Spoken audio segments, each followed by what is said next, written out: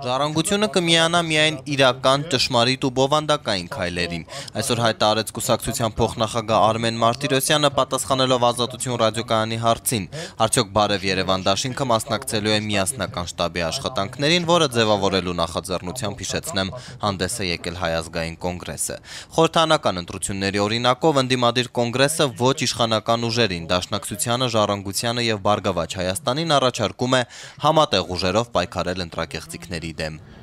Երբ կտեսնենք, որ կա ցանկությունը իրական պայքար տանել, այլ ոչ թե իրականացնել այն գործընթացը, ինչը տեղի ունեցավ 2012 թվականի խորհրդարանական ընտրությունների ժամանակ այդ միասնական շտաբ կառույցի շրջանակներում, այդ դեպքում հնարավոր է բնականաբար, բայց այն ինչ տեղի է ունեցել 2012-ին եւ որի կրկնության կարծեք թե նախադրյալները արդեն այսօր իսկ տարբեր լրատվամիջոցներով մեր քաղաքացիների կողմից տարածվում է, բնականաբար մենք որևէ մեկի իմիտացիոն գործընթացին, ծխացած խույտ տարածելու գործին, կեղծ անդիմադիր խաղալու գործին չենք նպաստելու։ Իսկ խախտումների մասին տեղեկություններ Ժառանգությունն արդեն ստանում է։ Երևանցիներին ցուցակագրում են ընտրակաշառքի խոստումներով։ Ժառանգության եւ Ռաֆի Հովհաննիսյանի անվան տակ մտնում են տները իբր թե այս աջակցման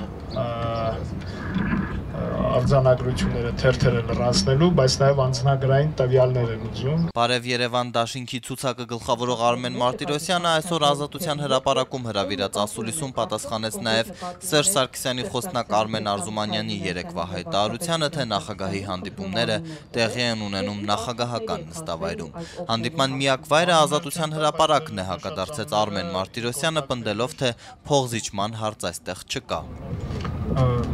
Այդտեղ փոխզիջման որևէ խնդիր գոյություն չունի, որովհետև մենք մեր առաջարկները ամբողջական արդեն ներկայացրել ենք, այդ առաջարկները փոփոխման այլևս ենթակա չեն, եթե որևէ կետ այդ առաջարկների մեջ փոփոխվի, ինչպես ասեց պարոն Հովհաննիսյանը, ապա համարժեք այլ առաջարկ պետք է արվի։ Ինչ վերաբերում է վայրին, ես չեմ կարծում, որ ներհայաստանյան ճգնաժամը լուծելու համար ավելի լավ վայր կա, քան Ազատության հրապարակը։ Սա վերջնագիր չէ եւ սա այնքան մեծ հրապարակ է, որ հանդիպան վայրերը այս հրապարակում բազմաթիվ են։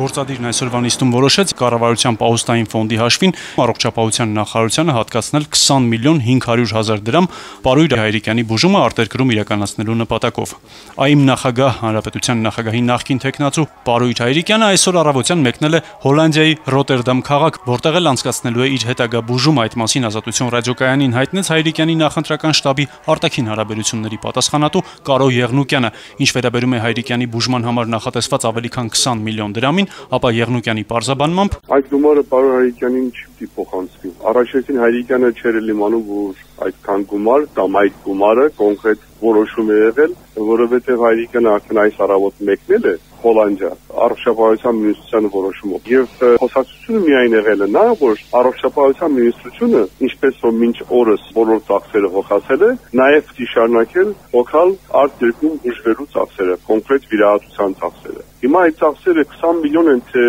2 միլիոն են, թե 200 միլիոն են, ես չեմ մանում, ոչ էլ Հայրիկյանը գիտի, որովհետև կոնկրետ գումարի պահանջ չի դրվել։ Ըստ Եղնուկյանի, շուրջ 1 ամիս առողջապահության նախարարությունը քննարկել է, թե որ երկրի, որ հիվանդանոցում է ավելի նպատակահարմար Պարույր Հայրիկյանի հետագա բուժումը։ Հիշեցնեմ, հունվարի 31-ին նախընտրական քարոզարշավի օրերին մահափորձ էր իրականացվել հանրապետության նախագահի նախկին թեկնածու Պարույր Հայրիկյանի նկատմամբ։ Մահափորձից հետո ձերբակալվեց եւ ապա կալանավորվեց հանրապետության նախագահի մեկ այլ թեկնածու, որպես էպոսագետ հայտնի Վարդան Սեթրակյանը, ինչպես նաեւ եւս 2 այլ անձինք։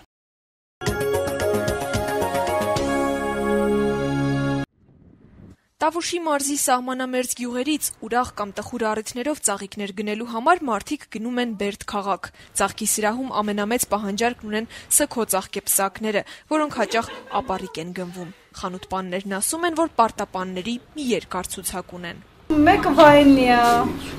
Մեկ նպաստ աստանում կարելի ասած, դենց քիչ-քիչ մարդիկ տալիս են, էլի նորմալ։ Էտա։ Մի պաստեղի կյանքը էտա։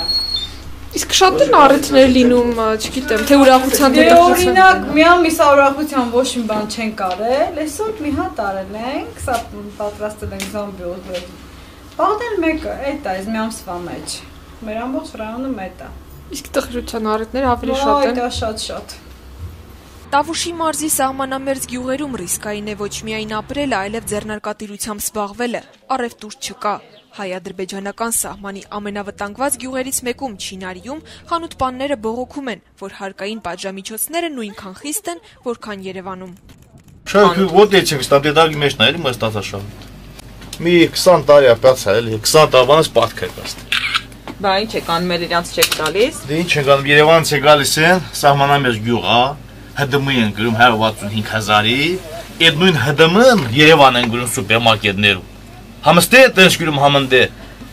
Իզ եթե ստե նաղդովարել էլի թող գրեն, չեմ մտածի ասեմ որ գրում են, բայց այնտեղ Անցյալ տարի Ադրբեջանի կողմից գնդակոծությունների թիրախ դարձած Չինարի գյուղում վերջին 10 տարում առաջին անգամ 50 հեկտար աշնանացանցորեն է ցանվել։ Գյուղապետը սա որպես մեծ ձեռքբերում է ներկայացնում։ Այս գյուղում հրադադարի ռեժիմը խախտվում է միջինը 5 օրը մեկ անգամ։ Գյուղացիները 2008 թվականից սկսած չեն կարողանում մշակել սեփական վարելահողերի 70%-ը։ Թշնամին կրակում է խաղողագործների եւ անգամ ծաղկահավաք գյուղացիների վրա։ Հենց արդեն սկսում են գարնանային աշխատանքները մարտ-ապրիլ ամիսներին արդեն թշնամին սկսում է ագրեսիան նրանք սկսում են խանգարել հենց անասունները արդեն հանում են դաշտ մարդիկ հողին կպել են պետք է հող մշակեն այդ ժամանակ մարտ-ապրիլ ամիսներին սկսում են բավականին դարավարություն ուժեղացնել Սահմանամերձ գյուղերում չեն ողջունում նաև պաշտոնյաների եւ դիտորդների այցերը։ Նրանց հեռանալուց անմիջապես հետո գյուղերը ենթարկվում են գնդակոծության, ինչպես գյուղացիներն են մեկնաբանում, ի հիշեցումն այն բանի, որ իրենց ամեն պահի վտանգված գան։ Նախանց հաստարի եկարծեմ եկան մեր մոտ հանդիպեցին, հետո գնացին Մոսես ու միանգամից մարդասպան Մոսեսում դեպք կատարված եւ սպանացին գրագեցին ավտոմեքենայի վրա։ Չինարիում 130 աշակերտ ունեցող դպրոց կա, բուժկետ։ Մարդիկ այստեղ շարունակում են ապրել բնականon հունով, բայց չեն մոռանում, որ նշանառության տակ են։ Սահմանամերձ գյուղի բնակիչներն իրենց հայկական սահմանների թիկնապահ են կոչում։ Սա սահմանամերձ Չինարի գյուղի ամենավտանգավոր թաղամասն է, ահա այնտեղ գտնվում է ադրբեջանական սահման եւ գնդակոծությունները հիմնականում լինում են հենց այստեղ։ Փաստեր են այստեղի բնակիչները այս փողոցով փոքր-ինչ ավելի արագ են անցնում, քան մյուս բոլոր փողոցներով։ Բարձունքն մասեն բարձունքում այնա։ Գրակումն ուղիղ մարտների վրա դառնում գյուլեքը վախվելով տներն են մտնում։ Ծակրա գրիշին։ Հա։ Այդ կրամիտները լրիվ ծակր այն վրանց երևակալի հա։ Սախ դառնում է տների մեջ։ Բա ինչ անում լավ ծակ։ Գյուլեն ընկելա մրայնա բանդո մտել, պատեն խփել, զանավեսկես բաժար ընկելա հնում լավա շուտ գացել եմ քացել թողալ չեմ էլ դա։ Այդ ձևով էլ այդ հենց վախվելով ապրում ենք էլի։ Մնանք մեր գյուղից դուրս տուն ունեն, տեղ ունեն, բայց մենակ մարդուկին ենք, երեխեքս լրիվ չոն։ 5 երեխա ունեն, 5-ն էլ դրսում, Մոսկվա։ Մեր պայմաններն էտա։ Իսկ դուք չեք ուզում գնալ։ Չէ, տուն ունեն, որ կեստենաս, այդ տունը թողեն վերդիքինը։ Միջևի մռերը ծնվել եմ ստեղ կմեր։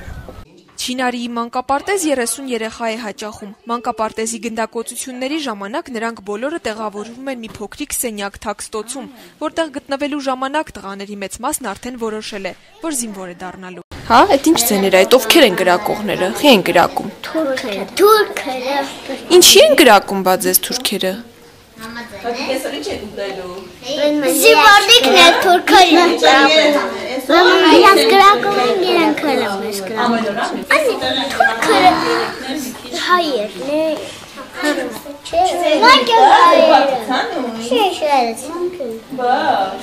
Ինչ ձևի են թուրքերը երեխեք, տեսել եք հեչ։ Իրեսները մուրակցած։ Ինչ արած։ Մուրակցած։ Իրեսները մուրակցած։ Եթե Չինարիի մանուկներին խնդրեք մի բան արտասանել, նրանք մանկական աղոթք կասեն, եթե խնդրեք երգել, միաձայն կերգեն, Արծիվ Սլացիրը։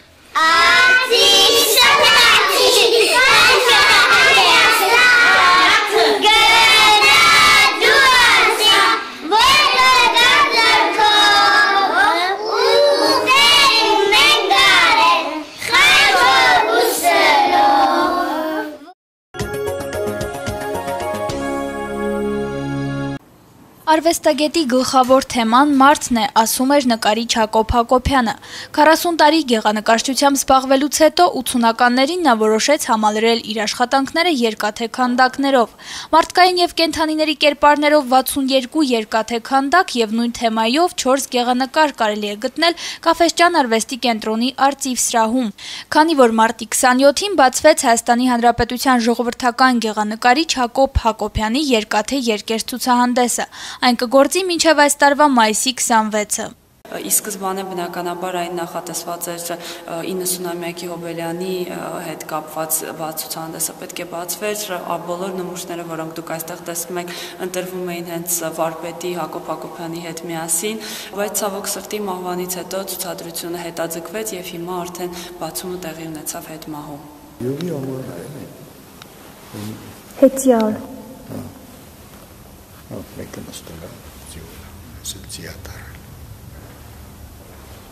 Հակոբ Հակոբյան երկաթե երկեր ցուցադրությունն առաջին անգամ Երևան է հանում քանդակի որպես առանձին գեղարվեստական ուղղության զարգացումը Հակոբ Հակոբյանի արվեստուն, ասաց Լիլիթ Սոխակյանը։ Մոտ 40 տարի Հակոբ Հակոբյանը զբաղվում էր գեղանկարչությամբ եւ միայն անցած դարի 80-ական թվականներին հայացք ուղղում է դեպի քանդակի աշխարհը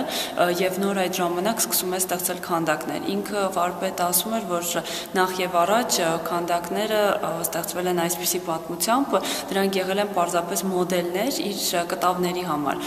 Սակայն կամաց-կամաց երբ որ նա զգաց, որ այդ աշխատանքային գործիքները, ակցիաները, բժշկական գործիքները իրենք սկսեցին խոսել իր հետ, շփվել, այդ ժամանակ առանձնացան կտավից եւ վերածվեցին արդեն քանդակների։ Զարմանալի ու շատ հետաքրքիր է այն, որ այդ կենցաղային իրերի միջոցով ստացել են մարդկային ֆիգուրներ, որոնք որ բնականաբար իր միտքը արտահայտելու միջոց է ընդհանրապես։ Կենցաղային իրը, չէ, կենցաղային իրերով արել եւ ստացել այն պլաստիկան, որը կարող մարդը ունենա։ Եվ սրա կողքը դրված հենց այս աշխատանքը, որը լրիվ ուրիշ լուծումներով է, ուրիշ մետաղական նյութերով, ուրիշ էլի կենցաղային նյութերով, բայց եւ արդեն այդ տեսակի մտածողությամբ մարդ է ստեղծում, ամեն դետալ մտածված եւ պրոպորցիան, չափերը եւ ֆորման եւ գույնը, նույնիսկ մետաղի գույնը, այս պարագային մտածված է ամեն ինչը։ Մտածողությունը